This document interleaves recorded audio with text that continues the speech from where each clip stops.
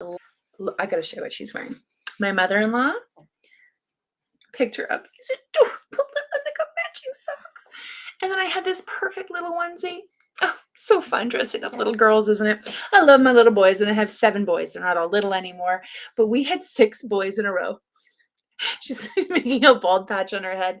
6 boys in a row after our firstborn daughter. And then God blessed us, to my shock, because I thought we only made boys, with little girls who's 5 and 3. And now little Corey is just 3 months old, starting to smile. So much fun to dress up. And my mother-in-law blessed me with a whole bag of little girl clothes. It's nice to have new things when you've got a lot of kids, right? Because, oh, we got hand-me-downs. I got totes of hand-me-downs, and I've perfected it into a system so it doesn't drive me crazy with way too much. But we do have a bunch of hand-me-downs, especially with 7 boys in the house.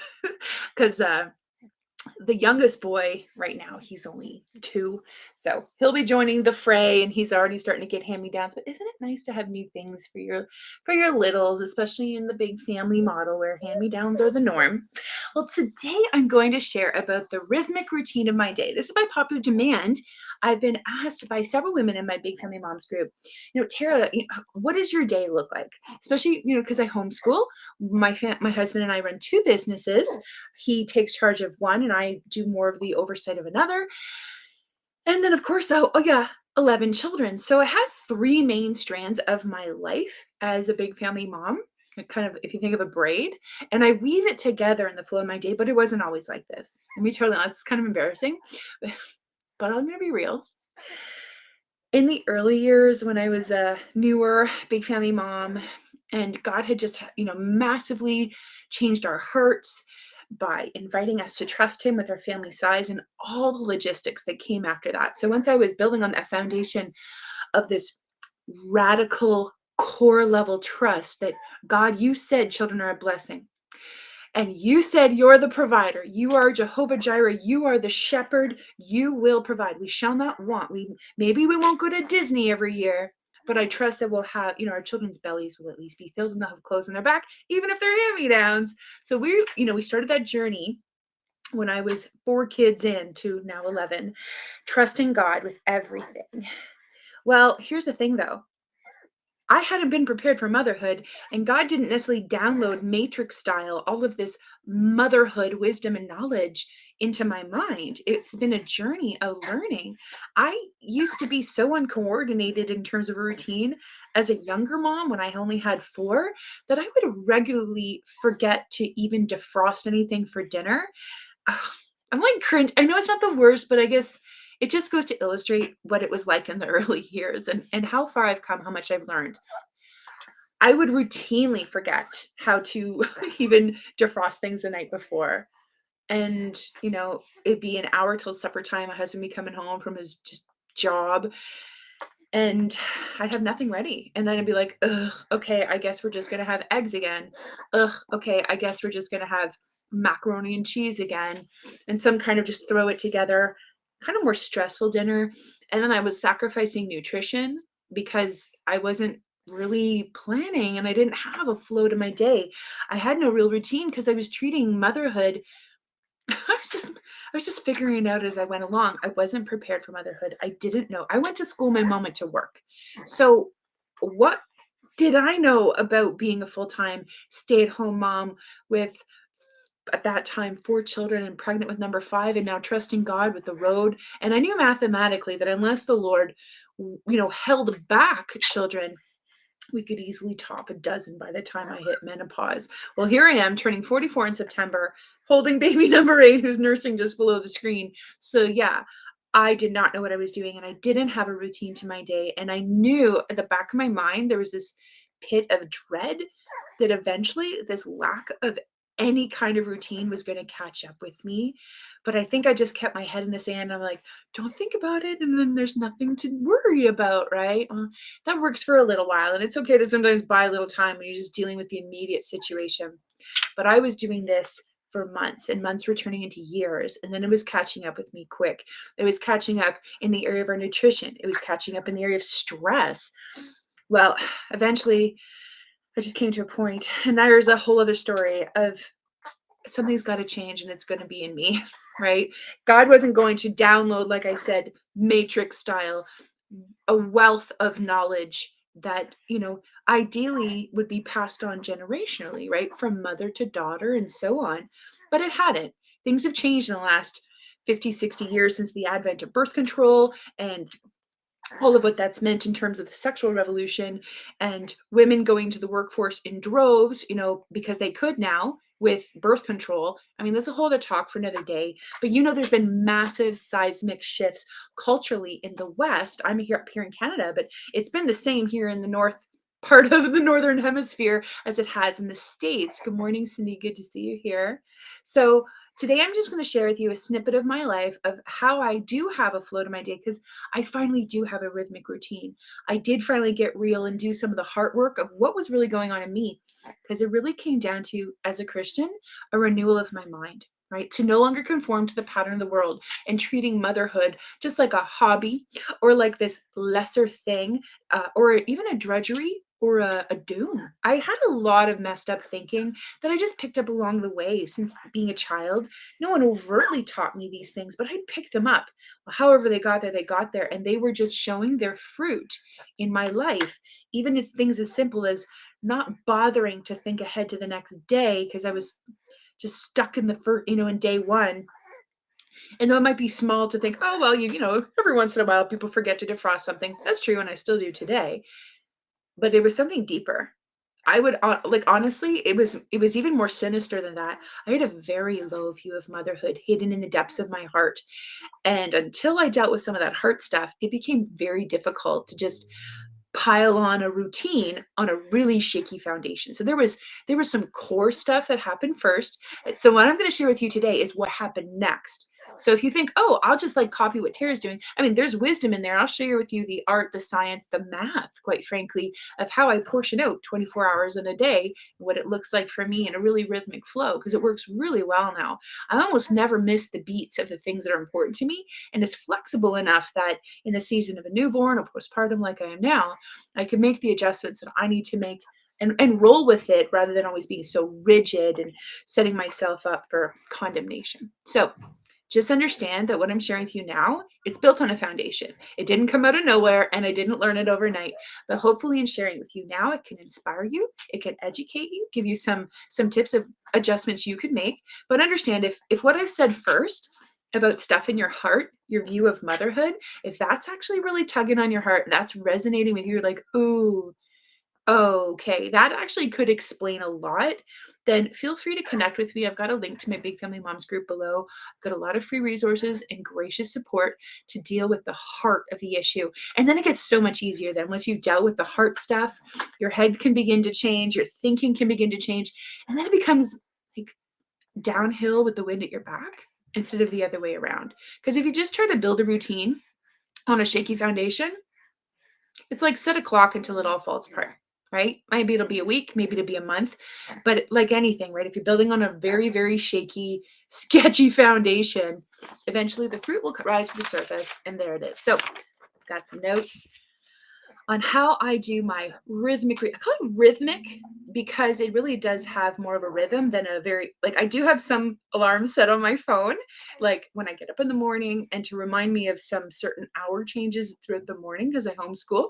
And we do keep a schedule for the homeschool days. I homeschool 4 days a week and I keep Fridays clear just to have a decompression day. And I've actually made that a work day for me. My husband stays home and that's a day when I get some focused work done. Hang on, there's a 3-year-old opening my door. Hey, honey. Just a moment, please. You want some chocolate too? Yeah. We did a geography store this morning. My older 5 kids. Chocolate. I've been earning points with correct answers. Yeah, I heard you. And so now I let them eat some of the chocolate. I understand, honey. You know what? You know when's time for chocolate for you? Yeah. Friday family movie night. So you get to have chocolate in your bowl. Do you want to have chocolate in your bowl for Friday family movie night? Yeah. Okay. Big chocolate? Yeah. Okay. You go back to Jethro now, okay? Okay. Okay. I'll see you in a bit. Normally, we don't have chocolate floating around on a Thursday morning. Talk about a routine. But It's a flexible routine. We did a geography store today. She's seeing all this chocolate. She's like, I want chocolate. But I only did it with the 11-year-old and up. Okay. Yeah, you want chocolate too, Cindy. Yeah, I'd love chocolate too. Why not? Thursday anytime. I'm the mom now. I get to do these things. But back to the talk. Okay, 4 days a week. Fridays are off.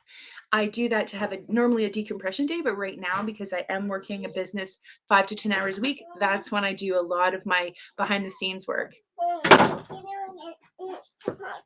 Yeah, I'll get you chocolate on Friday night for Friday family movie night, okay?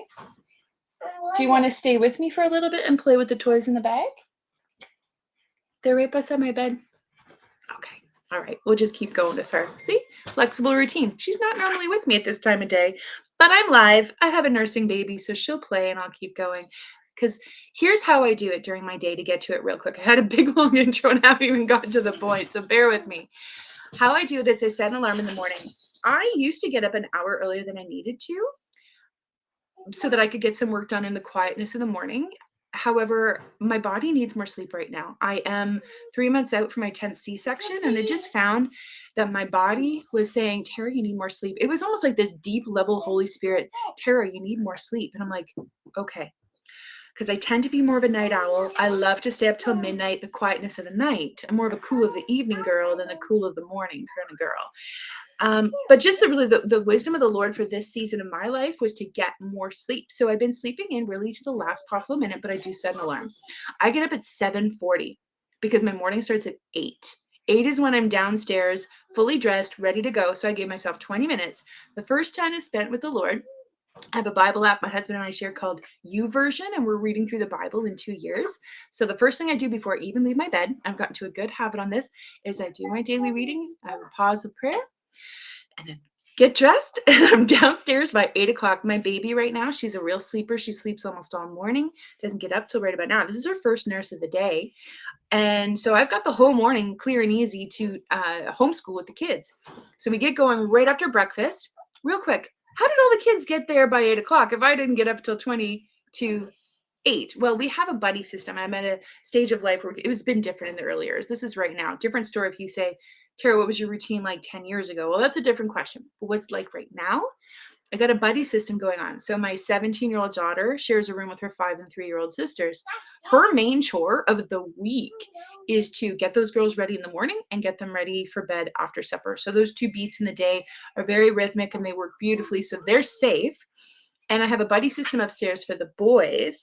So actually most of my boys, the 6 older boys, don't really need a big kid helper anymore. They're all able to get dressed. They share the attic. That's what I'm pointing up. And they all know dad gives them to like a wake-up call. We have a 2-way baby monitors, acts like a 2-way radio system.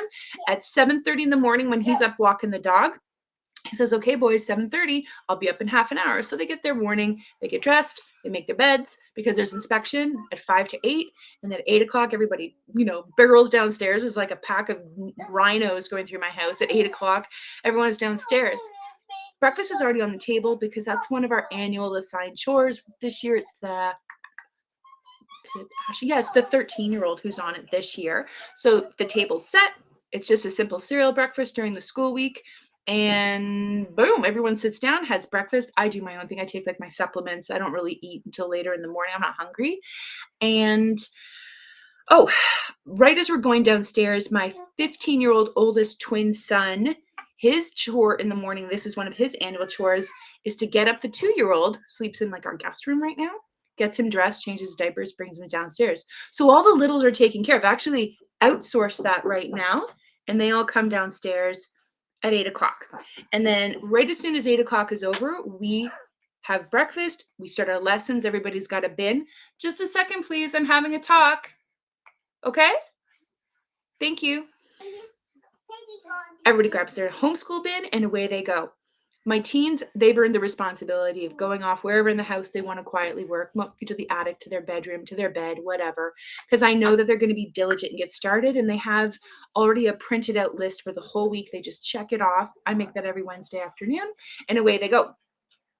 My tweens, I guess she's like the middles, who are 11, 12, they're in the transition phase of earning more freedom. but I still do keep them at the dining room table so that I can just oversee them, because otherwise they kind of wander off in their minds and don't stay on task. And we aim to be done our homeschool in the morning. I want to be done by lunch, just like I like to have my Fridays off. I like my afternoons off as well, just to create more space in the day, especially the quiet part of the day. So everyone grabs their stuff and away they go. And then I have my littles who are, it would be the 9, the 7, and the 5-year-old. 5-year-old isn't officially homeschooling, but she likes to join the pack because she's starting in September. And they grab their bins and away they go. I've got my 7-year-old right beside me at the island while I kind of work. I might be working on dinner for that day, or just kind of bustling, tidying, just being in the general area, getting a few things done around the home. So that's the time of the day when I attend to the home. I don't do business. I don't do, that's homeschool hours. And I've actually written it all out for myself. This looks kind of complicated, but this is just a chart I put together in my Rhythmic Routines course. And I actually do this periodically when I feel frazzled. I'm like, I don't know what I'm supposed to be doing when I'm supposed to be doing it.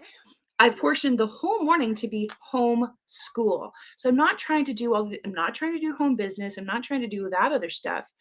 I have 3 main strands of my life. So we've got the management of the home, the home school, and home business. And I just weave those throughout my day. But morning, for 4 days a week, from 8 till 11 right now, is home with the kids, and I do homeschool and home management throughout the morning. And I can just flow. I'm on my feet a lot, and I just move from kid to kid. Is like, Mom, can you help me with my math? Mom, can you help me with this? That's how my morning goes until about 11 o'clock. Then I switch into another gear because I have set up each hour of the morning until noon.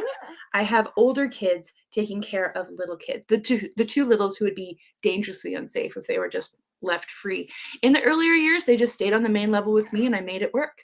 But now that I have older, capable, responsible kids, of course, I, harness them as a resource, and they're getting great life training. They only have to do it for an hour in the morning. They switch off every hour. I have, like I said, a timer that goes off my phone, and we just call it out. Okay, you can switch with so-and-so, and they go to a safe, quiet area, a bedroom, someplace with a closed door with the 2 littles. That's the 3 and the 2-year-old. Like I said, baby's still sleeping, or she'd be with me anyway. So we flow through the morning. Like I said, everyone's got their bins. We use sunlight as our main homeschool. That's my core. And I just adapt it with the things that are important to me and leave out the stuff that I don't want to do. Next thing you know, lunch comes, and I have an assigned lunch person who does it 6 days a week, like including Saturdays. I'm the only one who does it on Sundays because then I give them a day off, and I like to cook, but I'll do it on Sundays, and it's in service to my family and all into the service of the Lord. So lunchtime is over, and next thing you know, kids get some outside time, and we switch into the afternoon, quiet time. The nappers go to nap. I've usually put on a show then for a part of the afternoon, or like a movie or something.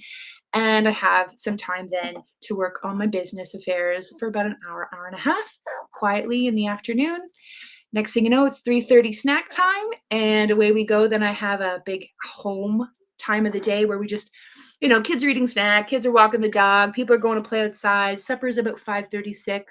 So most of the time I make supper because I actually genuinely enjoy it, but I've also assigned it out. I have some different nights where older kids are now, learning the ropes of how to make a meal and make it for a big family. So it's, again, good life training. So my day flows like that. My husband's home by supper time, and then at the evening he helps with putting the kids to bed. So, bath nights are Tuesdays and Saturdays. We put in an extra one on Thursdays for older kids who could use a shower. Once you basically have armpit hair, then you need a 3rd shower in the week. And so we just keep the flow going. After supper, we do chore time. Everyone's got assigned chores, like I said earlier, for the whole year. So person on dishes goes to dishes. If there's sweeping, there's someone, they're sweeping every night. Family of 11 children, yeah, they're sweeping every night. And then once a week, it's going to be a vacuum of the whole level. And then another kid later is going to mop once the littles go to bed. But before the dog comes out at 8 o'clock, because I have a gigantic Great Dane. He sleeps all day. He's like a cat in a 100-pound body. And he comes out at about 8 o'clock. He gets walked at 4 o'clock, but then he's like, oh, that was exhausting. He goes back to bed for a couple more hours. And then he gets up at 8. Has a little poop in the backyard, comes and eats his dinner, and then he hangs out with me and my husband. So from 8 till 10 is my husband's hangout time. So we hang out together. We might be on the couch in the living room talking about this. One night a week, we work on finances or business together. And otherwise, we just have a real flow of the day. I could get into this in more detail, but I wanted to give you like kind of the the bird's eye view, that my day has a flow. And then on the, what it does by actually writing it down is it allows me to see the big, I don't know if you can see this really well, but I've got spaces where there's gaps, big white gaps where I don't have anything going on. And I love those. I'm an introverted heart. I'm such a homebody. It's just how God wired me. And I recharge my internal battery, my equilibrium, with more space, with more quiet. I know I live in a family of 13, but I feel differently about my family than I do literally anyone else in the world. And all the introverts in the house are like, whoop, whoop. Yeah, I totally get it. God has given me a grace for my own family and my own children. I don't have so much grace for literally anyone else. I am getting more sleep right now, like I said, because of postpartum recovery. And also, there's some really major stress. Some of you know about it in the extended family. And that's just causing me a lot of emotional wear. It's draining. So I'm nurturing my body and I'm not stressing out that I'm not doing enough. I flex things in seasons like an accordion where I do a little more some seasons, like in the summertime and the spring, but I do less in the winter and the fall. Like I said, I've gone over time. I normally I don't talk for 20 minutes, but there's so much beauty and value and rest that comes by actually having a plan. And writing it out allowed me to see what wasn't working, what was working, where my gaps were, to create more space in my day by making changes or dropping things or moving things around. I go over my own routine probably 2 or 3 times a year, especially when I'm starting to feel stressed out about it. And I'm seeing symptoms, fruits of stress in my mood, in my snappiness, or other areas that warn me that something's got to give. And I start the change in me. Is it a heart issue that needs to change? Is it a logistics issue that could change? And I find the things that I can tweak until I feel that decompression. I'm like, okay, this is good. Let's roll with it. And I create as much space as I can because I know the way God wired me, I actually thrive on that. And it's good. Self-care is the word of the day, but it's loving myself as I would love my neighbor. Right? If my neighbor was totally stressing, I'd be like, hey, drop a couple things, see where you can create some space, give yourself some flow so you're not always stressing yourselves out and feeling like you have to hit everything perfect. So I do have an order to things, but there's a flexibility in how I go about it. All right, I've run super major over time. Let me just close this. Cindy, you love life training. Your kids have friends that don't have a clue how to cook or do laundry. Oh, I'm so glad that your kids received life training. It's so true. Like the chores that we do in a big family, the flow of the day in the big family, all these things that we do are such a gift to our children. I'm so honored that I get to be a big family mom and that God has transformed me by the renewing of my mind one step at a time, learning from other moms who've gone before me. So I hope you found some wisdom, some grace, some encouragement, and some practical tips in today's extra long talk. If you would like to get more resources, more support, more wisdom from big family moms, feel free to join my very fast growing big family moms community. Like I said, there's a link below where together we're going to overcome common struggles that big family moms deal with and do it with grace as we learn skills together. So love you lots. So glad to connect with you today.